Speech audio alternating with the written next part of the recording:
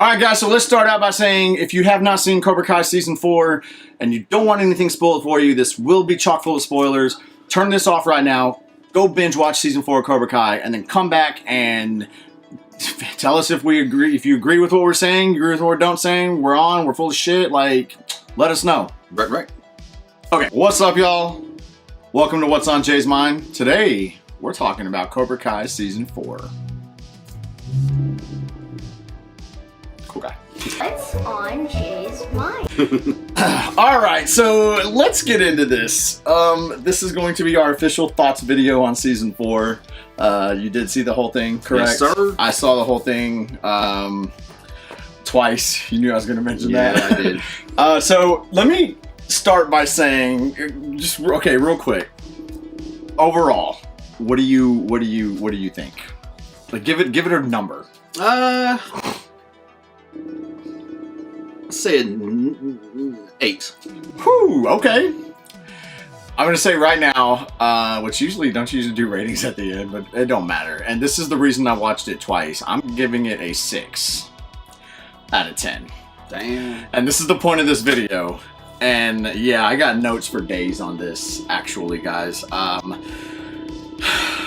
We're gonna get into the good, the bad, and the ugly. That's what we do, right? Mm-hmm. So, immediately for me, the first 2 episodes were very, very poor.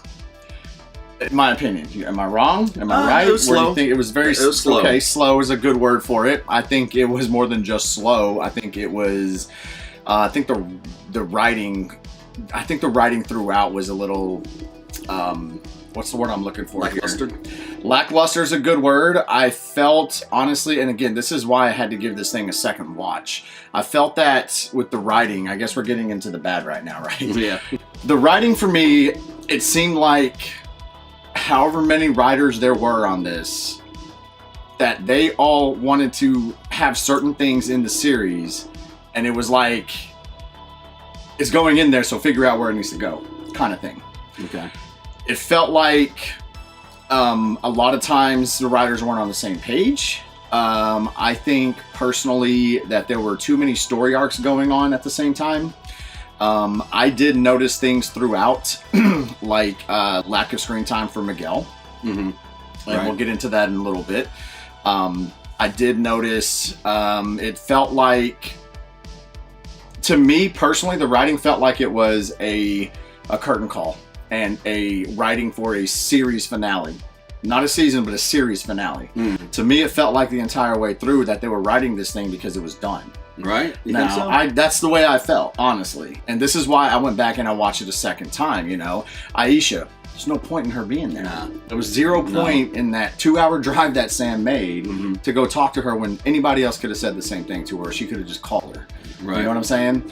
It was like, oh, remember Aisha? Here you go. Oh, by the way, Moon and Yasmin, we got them too for you. Right. You know, and it's like, even with Stingray. Sure, yeah. Who, I like Stingray. Right. Everybody likes Stingray. Everyone likes Stingray because everyone knows someone likes Stingray. Okay? The first time through, and it didn't make sense why he was in it so much until the very end. Right, yeah. Once the very end, it's like, okay, that's why they kind of like honestly shoehorned him in, and that's what I felt, like they were shoehorning a lot of people from the past in, and that's why I say it felt like a curtain call. You know what I mean? Like, hey, here's your little cameo. You were in the first couple seasons or first 3 seasons, whatever the case may be, no matter your screen time. Speaking of screen time, they gave Anthony LaRusso way more screen time. Right. Okay, Yeah. so the writing, again, we're going to keep going, but this is why I had to give this thing a second watch. And knowing how things turned out, it made things a little bit easier to accept because you know why. You know what I'm saying? Mm-hmm. And while we're on the writing, and I talked to you about this in the car, we don't want to get too much into predictions on season 5 because that's going to be a completely different video. We want to see some trailers and whatnot. I absolutely believe that the writers are setting up, going forward, more screen time for not only Anthony LaRusso, but for Kenny. Mm-hmm. Okay, now I hated that character. I didn't like Kenny, and this, again, bad writing. All of a sudden, boom, he's just mad. Right. bad and even, Right, All of a right. sudden. Now, I understand there's some time-lapse stuff going on there, obviously. But you got this really sweet kid dancing on he's getting bullied a little bit, and, you know, it sucks, you know, but then it's all of a sudden, like, fuck this, I'm the baddest motherfucker around. Right. You know? Right. Yeah. Even to the point of literally physically assaulting Daniel LaRusso at one point. Or, sorry, Anthony LaRusso at one point. And this is what I'm saying. And if I'm being honest with the writing, and this kills me to have to dog the writing so much on this season, because this has been one of my favorite things about Cobra Kai. Right. From From the jump is the writing. The writing has always been so good and so phenomenal. And when they bring in a new character, or they bring in an old character from the movie's past, they've made it make sense. They've made that I'm hijacking it right now, and I promise you I'm going to let you talk. But they've made that make sense. Right. You know, whether it was the old Cobra Kai members or Allie. You know, we talked about this the other day. I totally thought Allie was going to be Miguel's doctor. Yeah, That's not the way they wrote her. No, right. Which they made it make sense. This kid Kenny don't make sense. Anthony being in there so much don't make sense unless what they're doing is saying, hey, here's the new wave. Because a lot of these kids are aging out now. Right. Miguel's going to age out. Robbie's going to age out. Sam's going to age out. Tori's going to age out. Yeah. So where do you go from there? Hawk's going to age out, right? What's his face? Dimitri? Yeah, all of them, because they're all the same age. They're all, you know, and they're kind of old juniors, because they're only juniors. There was junior prom, so they're going into senior year. So we can still follow them, and we can follow them for another season at least, maybe even 2, without a tournament season. Right, splitting it up. But everything leads back to the tournament. It always has. Sure. So in theory, none of those kids will be able to participate in the tournament again.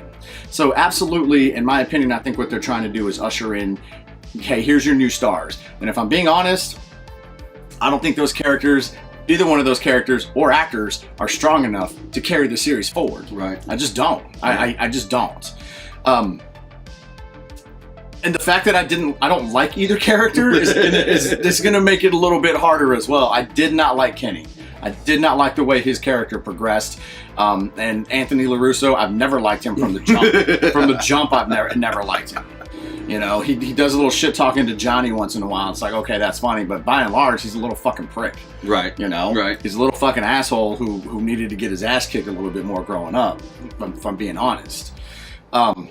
So the writing for me was a big part of, and these things that I mentioned were probably the biggest things why I'm like 6.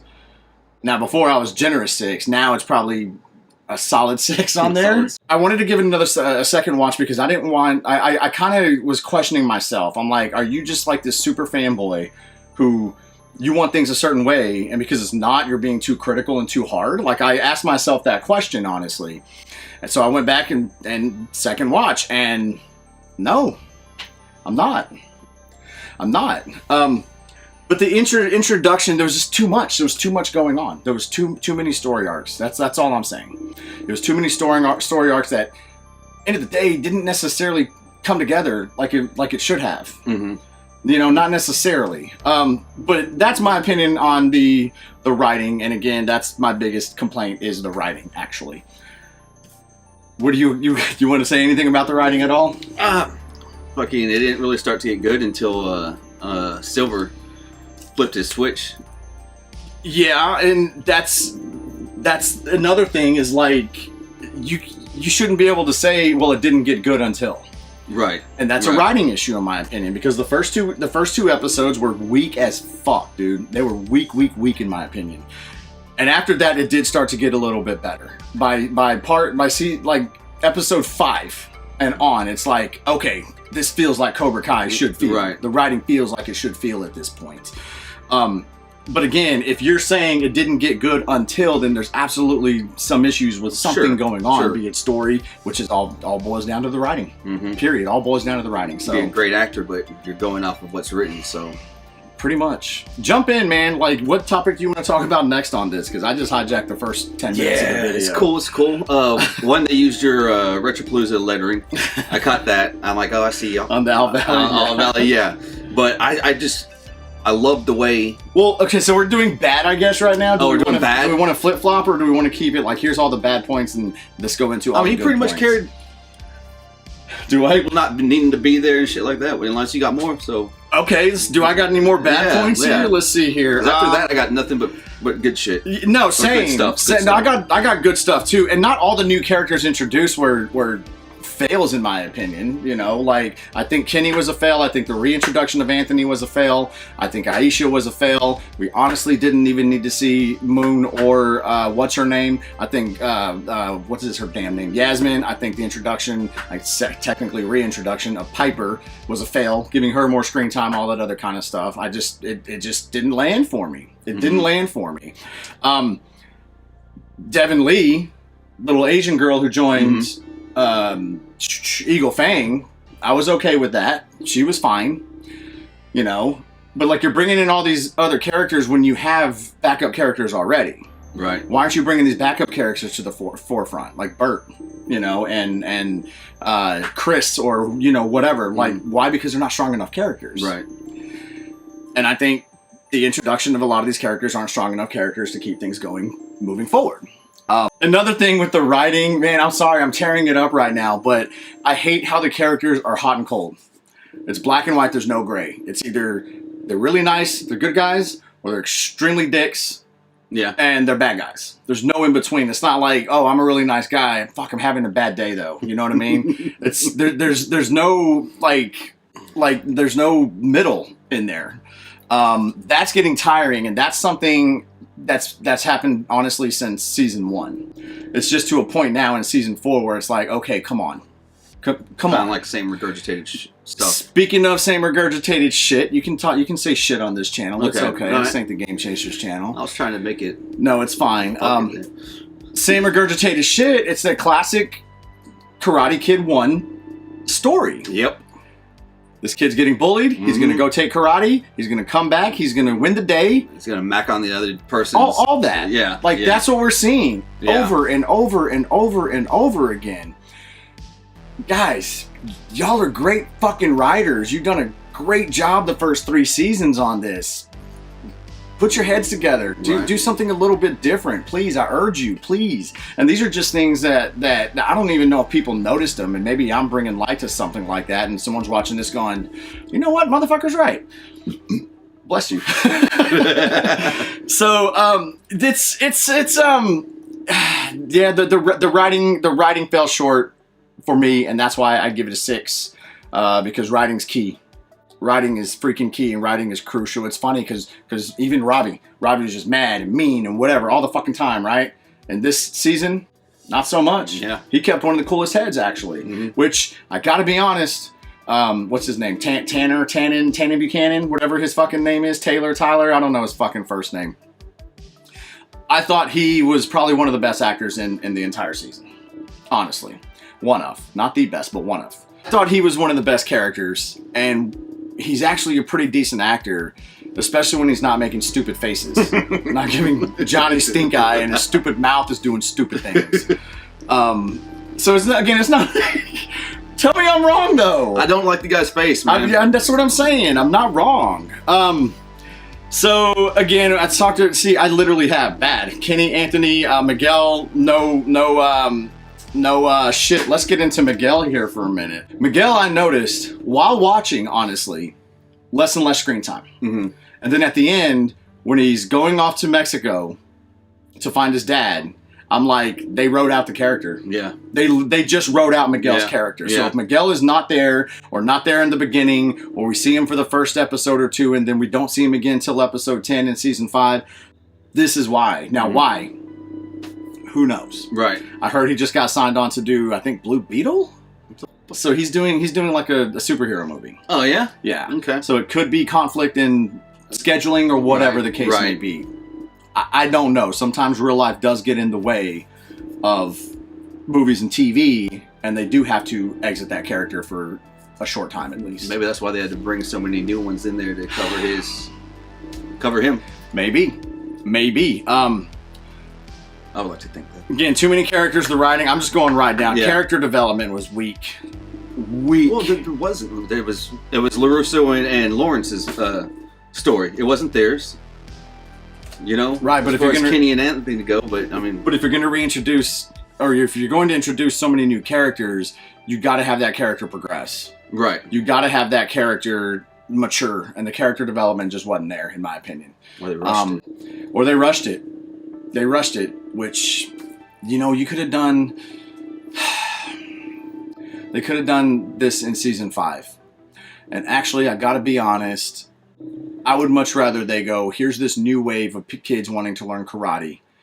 Go audition, find strong characters and strong actors, you know, like the guys who portray Miguel, Robbie, Tori, Sam, all that kind of stuff. Find a new crop. Let these olders help coach, help train their respective senseis, you know, and then you can keep them in there. But, you know, I'm not a writer on the show. Right. So, the jokes and some of the gags in there, dude, there's always funny in it. Don't get me wrong. And there's always things that make you laugh. And usually that comes in the way of Johnny's oldness, I guess. Rawness, right? Whatever you want to call it.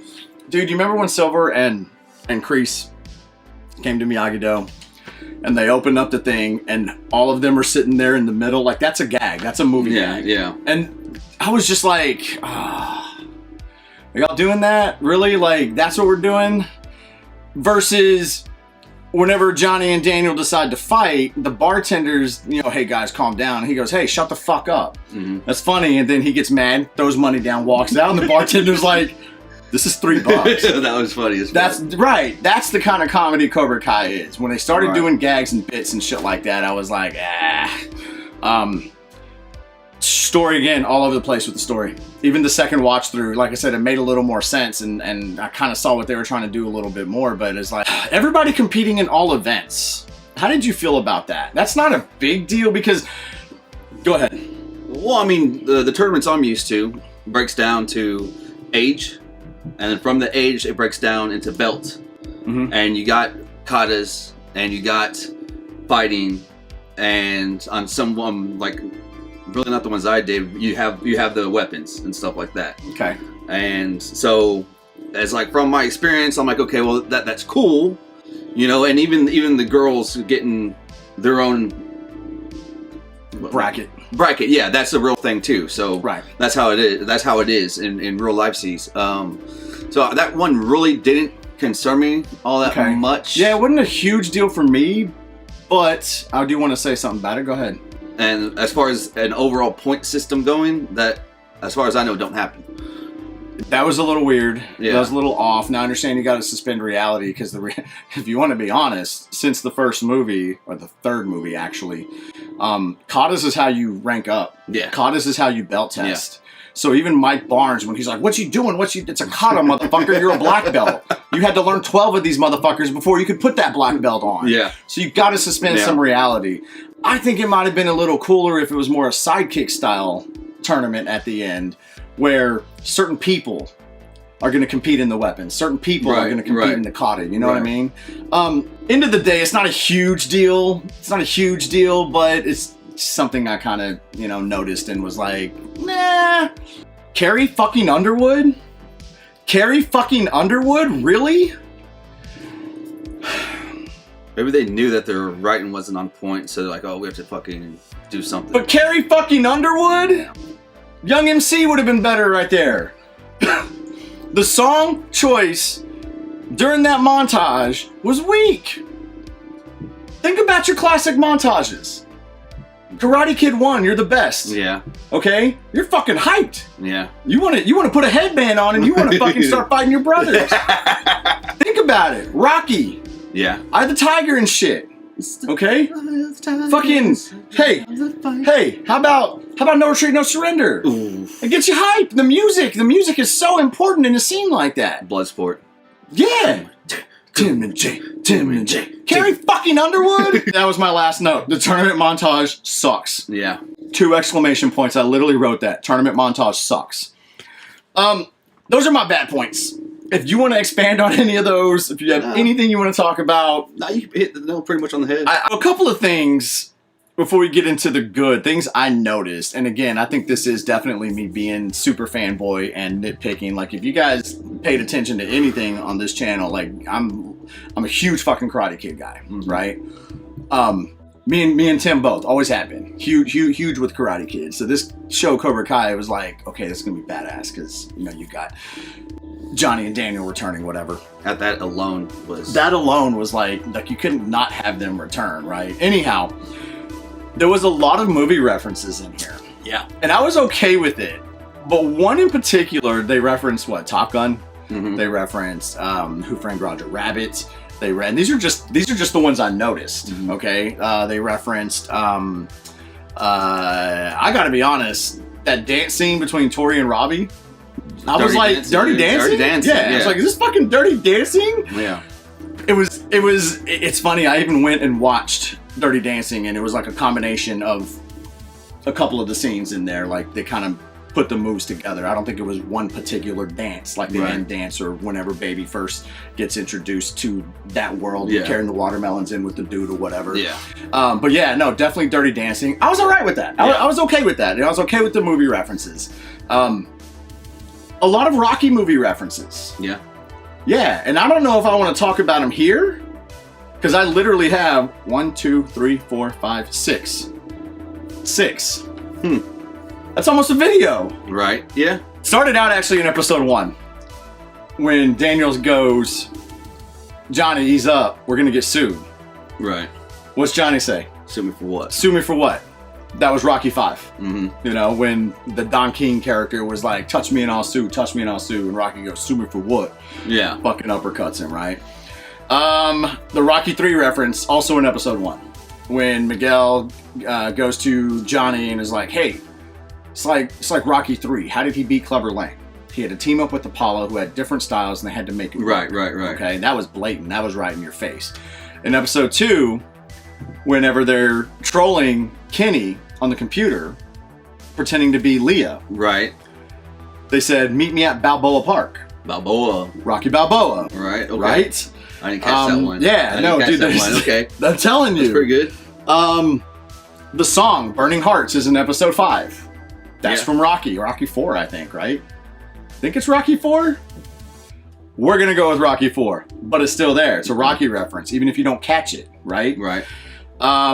The double knockout in episode 5 when Johnny and Daniel are fighting. That was good, though. That was you could look at that as a couple of things. Rocky 2, where they both, at the end, both fall, right? And Rocky gets up first.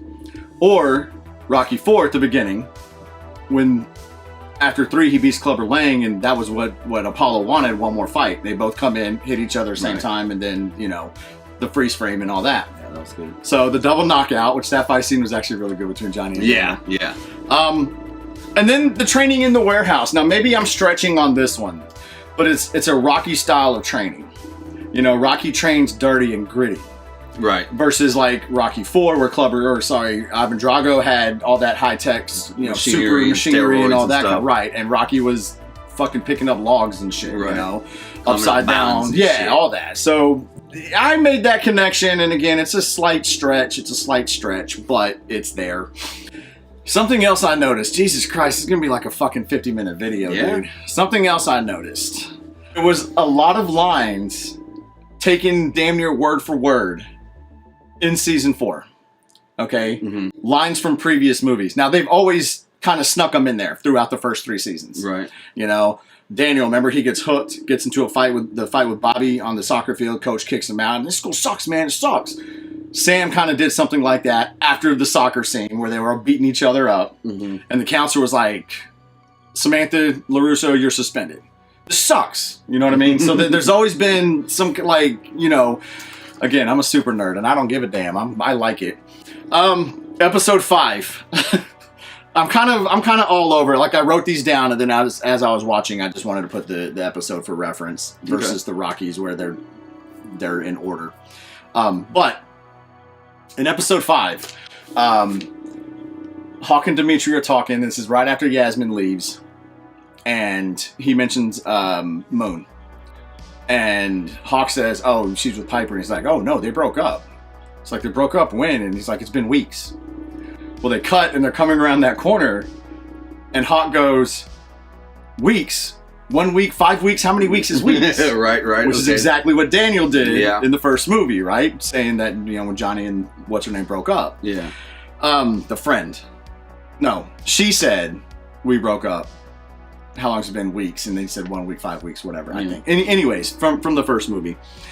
In episode 3, when... Who is it that falls? Is it Dimitri that falls off the balance board in the middle of the koi pond? Or is it Johnny? One of them falls. Johnny falls. It's his training montage with Miyagi, though. Right. And Daniel goes, "You're a little wet behind the ears." Yeah. Same thing Miyagi said to him when he rocked him off the boat. Right. First learned, episode 4. Terry Silver says, "Man can't stand, man can't fight." Oh, I can't wait to get into Silver. Shit. All right. He said that in the third movie, which, that's kind of his teaching style. Right. Yeah. Someone says, and I don't remember who it was or the scene, but someone says you couldn't leave well enough alone. Oh shit. And while you're thinking about it, that's what Johnny said to Daniel after he doused him with the water at the Halloween party and they catch up with him at the fence. You couldn't leave well enough alone, could you? Also, episode 5, another Terry Silver with conviction. Yeah. Right? From the third movie with conviction, Mr. LaRusso. Episode 7. Oh God, who was it? It was one of Anthony's friends. He goes, "Looks like everyone is doing something new." Whenever they're in the library. Okay. Right? And he had talked to Leah, and then she went over and talked to Kenny. Right. And someone said something about that you always win the flinch game or something. We should try something new. And the little shit blonde-haired kid. Yeah, he's a fucking dick. He is a little dick. He goes, "Looks like everybody's doing something new." Right, yeah. And Karate Kid 1, you know the scene? Yeah, Tell him. yeah, freaking, hey, take a right. Yeah, looks like everybody's doing something new. Take a right, check it out. Yeah. I thought they broke up. She did, he didn't. Yeah. The beach scene. First act of Karate Kid, when what Johnny says, what's he say? They call him Ace Degenerate. He goes, "No man, X Degenerate." Yeah. Next year, I'm a senior and I got 1 year to make it all work, and that's what I'm going to do. Make it work. Yep. Yeah. Anyways, that scene. This one right here. Oh, it was Miguel who fell in the koi pond. Yeah? Yeah. Okay. It was Miguel who fell in the koi pond, and I think that's what I was having trouble reading. You sure? Yeah. No, I wrote it down. Okay. So, yeah, I'm sure. Miguel falls in koi pond. Daniel, when Daniel falls off the boat. Okay. I wrote a boat down so I could rap, because he says wet behind the ears. Let's get into the good, and I want you to start. All right, the good. The man knows. The man knows. Let me wet my whistle here. I feel parched because I talk too damn much. Yep. So for me, the good, and one of the main things I was looking forward to in this season was Terry Silver. I like the meat of the thing, you know. And that's who I wanted to see. That's like, didn't know how it was going to play. Loved how he's trying to be a better man. Yes. And 100%. His character development was good. Oh, dude. Loved how he's trying to be a better man. He's not being true to himself. He's fucking... That's not just dogs. There's no character development. Yeah. Right. Yeah. So we see this man, and before he fucking flipped the switch, he looked old. He looked torn down. He looked like... I mean, he's Terry Silver, but he wasn't Terry Silver. He wasn't Terry Silver. He was new personality. Thomas, or whatever. Terrence. Yeah. So, real quick, again, I'm going to let you, especially this topic, I'm going to let you lead. But I do want to interject every now and again. Yeah. It's funny because even at one point was like, dude, back then I was hopped up on coke, and this and that. I hit rock bottom. I needed to go to rehab, so which would probably, maybe I thought I could conquer the world, and almost did. Did all those flashbacks, and he's like, like it's funny because you look at that and it's like, okay, he was kind of extreme actually. Yeah. I like that they kind of poke fun at that. But that's the thing is, he was like, dude, I found myself. I had to take a step back. And that's how we're introduced. Like, he didn't even want anything to do with Kreese at first. Dude, whenever they made the phone call and he's sitting there on the piano and he's just like, click. Just hung up. You know? I'm thinking they had a whole conversation. I need you, whatever. But dude just fucking said. That's what I was thinking. We find out why later on. It's basically because after all that, he dipped. He was gone. and Silver felt like abandoned. Yeah, basically abandoned. Where's my bestie at? Yeah. I like, again, that he was different. And I was like, you know what? I'm okay with this. When I was watching it, I was like, I'm all right with this. I'm all right with this direction that they're going with Terry Silver. Then he flipped a switch. And I saw when he did it, too. I saw when he fucking did it. It was when Kreese, they had the bet going. And Kreese brought in the beers.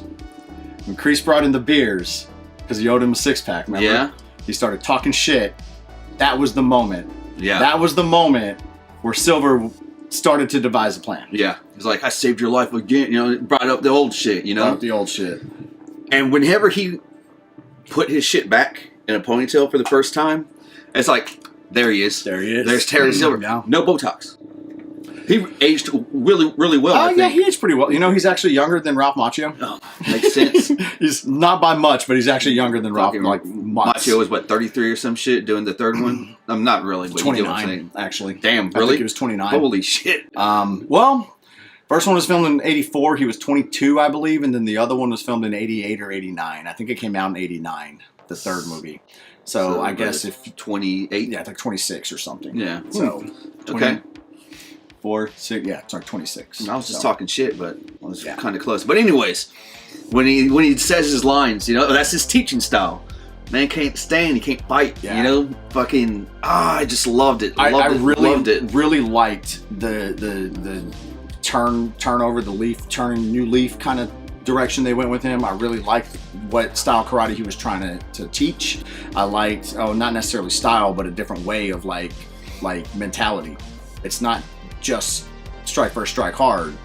You got to be smarter. Yeah, whenever yes. I really, really liked that, actually. His teaching, dude's fucking, he's a sensei, I guess. He's he's going to put you where he needs you and teach you another way and a sneaker way of doing it. Yeah. Like when he beat up Stingray, I was like, oh man, we just fucking snapped. I'm thinking he's just fucking snapped, dude. See, but that's the thing, that wasn't the turning point. Yeah. The turning point was when he gave him the beers, and you didn't even notice it till I said something just now. Yeah. But yeah, he was fucking going off on Stingray, and I was like, dang. Right. I'm like, this guy just fucking snapped. And personally, I don't think Lawrence should have been beaten by him at the old Cobra Kai dojo. That's just me. But it goes to show how badass Terry Silver actually is. Right. You know what I'm saying? And although he's older than Johnny, that's true too. He handled Barnes and shit pretty fucking ugly style. Yeah. The experience. Yeah. Because right now, I think. Well, I mean, he showed it. Kreese only got one up on Johnny because he sucker punched him. Right. Because he knocked Robbie down. And then Kreese came up and hit him with, I think it was a sai or something, right? At which point Daniel came in and started fucking Kreese up again. Kreese, I think, is just too beaten down. I definitely think Johnny could take Kreese. I think Daniel could take Kreese, and it's funny because I've been watching Daniel, and we've been saying this forever. Like, Daniel's a bitch. Daniel was a bitch in the first film. Daniel was a bitch in the third film. But he kept going, and he progressed, and he got better and better and better, and you can actually see it. You can actually see that. So now he's kind of even killed with Johnny. A little bit, at least. Well, a little bit. And he's continuing to learn. Right. He's continuing to learn and to grow. I don't think he could beat Silver, though. Silver came in and he handled Johnny up, dude. He tuned Johnny up. Yeah. And not that Johnny wasn't holding his own for a bit. He was. And he was angry. But into the day. Yeah. Silver got it up on him, and I kind of was okay with that, actually. I know you didn't like it, and I know you're a big Johnny Lawrence fan. I also know you're a big Terry Silver fan, too. Yeah. So that had to have been pulling you in two directions, right? Right, like I still was like, I still don't know how to feel about it. Other than that, that's bravo, dude. Bravo. You made this season for me. Especially at the end. Dude. Whenever it came together, while he was fucking Stingray up, dude. And just to show you, he went into it with an open mind and trying to change ways. Holy shit. He's like, nah, fuck that, all bets are off, bro. But Kreese did it to himself. Yes. Now, it's like, who's the bigger snake here? I know this isn't a predictions video, and I know I said let's stay away from predictions, but I do want to say this right now. Now it opens the door for Mike Barnes. Okay? And I've been saying this in the past. I'm saying Mike Barnes would be cool, but it don't make sense for him to be there. It doesn't make sense. I don't think they can make sense of writing him in. As soon as he said, I've got some friends who can help me run Cobra Kai, boom. I'm like, I literally was like, Mike Barnes, and now they just opened up that door. Right. And the fact that these writers can write anything they want and it counts, what if he hired Mike Barnes after all that?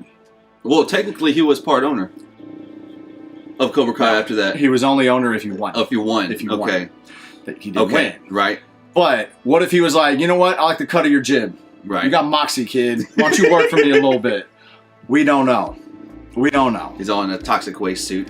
Dump barrels and barrels. But we'll get into that in a prediction video coming up after we get some trailers and whatnot. But now for the first time, I'm going, yes, now Mike Barnes. Now Mike Barnes makes sense. They even foreshadowed it. This was in it, season 4. Whenever the wife was like, LaRusso's wife was like, how many more of these guys are out there? And he's like, none, I swear. No. Well, actually, yeah. Maybe a couple, you know? Yeah. Yeah.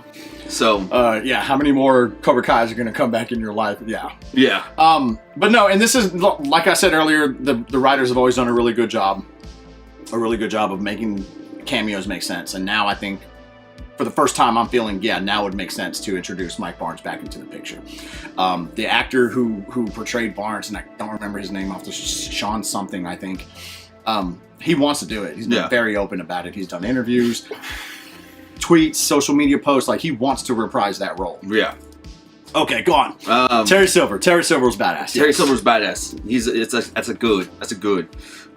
He even everything I thought that he could do or his character could do, he topped it for me. I was like, man, I was blown away. The fight between LaRusso and Lawrence. That was great. Know what I liked? Whenever Lawrence hit him in the ribs, and he did the same fucking act at the same time. I was like, that's his go-to. You know, that's his move. That was a really good fight. I mean, it was kind of boiling over, coming to a head anyways, and they finally did it. Yeah. And I think there was probably no better way that they could have concluded that fight with the way they concluded it. Right. Double KO. And still nobody won. They even had to go to the thing, give me another camera angle. There is no other angle. Don't you guys have phones? I liked the fight. The fight was great. The soundtrack and score I thought were pretty fucking phenomenal. And they've never not hit when it comes to the soundtrack and the scoring. Well, they say it's the slaps. Yeah, it slaps. That's what the kids say. Do kids still say that? I don't know. But no, it was good. Outside of Carrie fucking Underwood, it was actually great. It was phenomenal. Nice mix of mainly old stuff. It worked. Don't need to really say much more about that. While I didn't like introduction of some of the characters like Kenny and Anthony and whatnot, I did like some characters coming back and new characters that Devin Lee. I liked her. I like how she referenced the first one, Karate Kid. She's like, yeah, I've only been doing this for a couple months. Imagine after a year, I'm gonna fucking smoke these motherfuckers. Well, she didn't say it like that, but I'm just putting it into my own That's words. funny, because he was only doing it a couple months. Right. You didn't catch that? I didn't catch that. Yeah. If in fact that's what they were going for, okay, good job on that. Stingray, Paul Walter Hauser, man, he just nails that character, dude. He nails that character, and he did it again, and they got deeper with the character than they had in the past, you know, and when he's sitting there talking with Kreese, and he's like, hey, I'm back. And Kreese is like, fuck off. Like, you're a piece of shit. You're nothing. You were never one. You were never one. Piss off. And he starts to get that emotion. He's like, oh, I see. Well, no, first it was like sad. Yeah. Like, what the hell? I am one of you guys. This means a lot to him. And then it was like, it's a test. It's a test, right? All right. Challenge accepted. I like the range of emotions that they put him through. Even with his neighbor. Right, yeah. That part was funny. With Finally the off probation. Yeah. So anyway, Stingray, all the movie references, I'm mentioning that again, from Top Gun to Rocky, Who Framed Roger Rabbit, Dirty Dancing. We've already touched on that. A lot of times shows like this have a lot of social lessons and whatnot in them, and I think instead of like, God, how can I put this? I'm just gonna say it. Instead of the same old bullshit that we're dealing with in the world right now, that a lot of shows and movies are fucking touching on, and they didn't mention COVID once, which I fucking love. Good God, can we get fucking past that? But like, well, in their reality, COVID never happened. maybe In the Karate Kid reality, shoot. they wanted to get the message of change is good. It's okay to do things different, to change the way you do things, change the way you think. Open-mindedness was something that, and throughout the whole thing, honestly, it was fucking Daniel. Daniel just my way, my way, my way, and everybody along the way was like, you know, your way is not the only way to do things, right? What's his name? Robbie says at the tournament, he goes, truth is, it doesn't matter which way you fight as long as it works. Right. Your way, their way, it doesn't matter, right? Johnny said it at least once. You know, your way ain't the only way. His daughter said it to him at the tournament. And it was only then where he was like, you know what, maybe my way is not the only way. I really like that they kind of hammered on that over a lot of other things that they could have done. And there was some other things in there too, but that was one that really stuck out to me, is like, you can be better, you can do better, you can better yourself. Just if you keep your mind open and you're not so fucking stubborn, and you know, you're open to change, because Johnny was immediately, he was like, okay, let's do this, you know. The tournament was badass. Yeah. The intensity of the fighting, the choreography of the fighting, that fight between Hawk and Robbie was so fucking well choreographed and so well, it was really well executed by the actors, in my opinion. Love that. Which I love when Hawk goes, and I forget what the setup was, but he goes, I'm the guy who's going to win this whole fucking thing. Because he got some confidence back, right? Because Moon started mugging him down or whatever, you know? So then he was like, it's fucking on. Like, it's fucking on. You know, and he was having identity crisis issues and whatnot. And you know, even Eli was like, look, Mohawk, Buzzhead, it doesn't matter. Like, you're still... My binary Sorry, brother, I called him Eli, didn't I? The other one, what's his name? Dimitri, thank you. Yeah, he's like, it doesn't matter. The binary brothers thing, dude. I want to find a long version of that if it's out there, and I want to do a parody of that. That would be so freaking... I am one. And what did he say? He goes, it doesn't matter if you're number one, or what did he say? It don't matter if you're a 0 or number 1. Right. You know, and it's like, oh, okay, like that's kind of hard hitting right there. And then Moon just gave him all the confidence in the world. Right. I feel it could have been better. That's all you're gonna say? You feel it could have been better? Okay, well, it's like you can tell whenever they're fucking. What do you call it? Like, you can tell that they're not really making contact and shit like that. Which Karate Kid, this is my TV too. Karate Kids 1, they made contact. Actually, and I quote, whenever they got beat up at the when they're chasing Larissa through the field and stuff at Halloween, they actually complained that they're getting hit too hard. So there's contact being made, real contact being made. I just would like to have that. And I think number 1, the first season, had that. Oh, the choreography was fantastic in season 1. Yeah. And then it lacked season 2 and season 3, in my opinion, because you could tell that they were too far from, you know, not even making the contact look good. Yeah. And the moves were just sloppy. The blocks were sloppy and the counters were sloppy in season 2 and 3 especially, I think. Was it 3? 2 and 3 wasn't as good as season 1, and I agree with you on that. That particular fight, man, choreography I thought was fucking great. You know, and when it comes down to, okay, they weren't making contact, sure, the point is not to hurt each other, and it's not 1984 anymore, because even in Rocky, like, they made contact and shit, you know, but again, Rocky was 1985, Rocky 4 was 1985. Right. Got some more laws you have to jump through, more hoops. That's not necessarily the actor's fault. That's going to be a director and a camera angle fault. Is what that's going to be. But I thought they performed the dance really, really well. That's what I mean. Like, the moves were on point. They weren't looking like sloppy blocks and counters and stuff like that like it had in the past. I thought it was an extremely well choreographed and well executed fight scene, in my opinion. And if that's your only complaint, then I'm not wrong. No, I mean, yeah. I'm not wrong.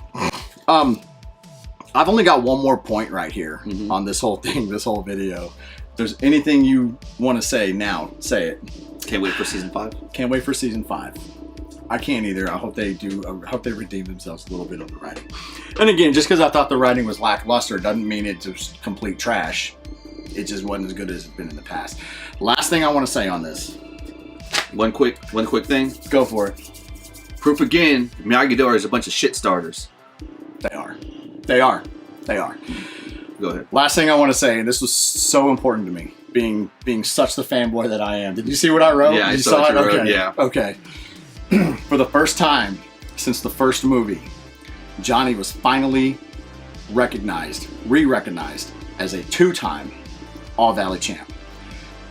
For those of you who don't know, they say it in the first movie. They say 2-time defending champ Johnny Lawrence versus newcomer Daniel LaRusso at the final fight. Which means Johnny was going for a three-peat just then. He was going for a fucking three-peat. Mm-hmm. Which means Johnny won it at 15 years old, and that's why he's a badass, and that's why he was number 1 on our list of best Karate Kid fighters in the Karate Kid universe. Children, watch that video. It'll be somewhere on this channel. And I noticed, like, even when they were doing the introductions, okay, at the beginning of episode 9, because it was a 2-episode tournament deal. They introduce Miyagi-Do, led by 2-time All-Valley champ Daniel LaRusso. Mm-hmm. And then when Johnny came out, they didn't even recognize him as 1-time champ. Right. You know what I mean? Not even a 1-time champ. And then they're doing the announcement, oh, he's going to be joined by Sensei John Lawrence, or 2-time karate or All-Valley champ Daniel LaRusso now is going to be joined by Sensei Lawrence. And Daniel goes up there and he goes, oh, correction. He's going to be joined by fellow 2-time champ. Right. Sensei John Lawrence. Got some recognition. Finally, it's never been said. Yeah. It's never been said since the first movie. And it's said so kind of in passing that I don't think a lot of people even caught it or even realized. And maybe you're watching this for the first time and didn't even realize that Johnny was 2-time champ. So I'm glad that someone somewhere has paid attention to that. And now it's out there. It's canon. It absolutely counts. You know, because I've heard, well, it was a mess up, or that was, bad take, or whatever the hell, you know what I mean? Whatever. People trying to explain away how Johnny is 2-time champ as well.